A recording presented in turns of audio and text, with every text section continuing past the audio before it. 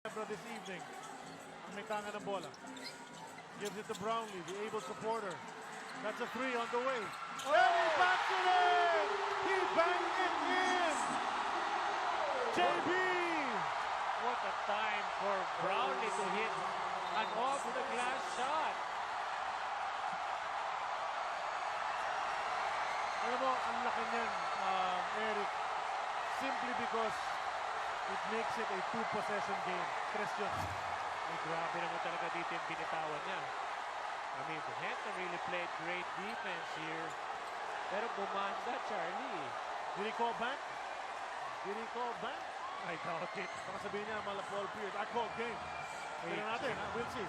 We got 9.6 to find out. It's a clear three because his speed was beyond. Pero kita mo, bumanda pa, oh. Masyado malakas ang tira, eh. Pero pumasok.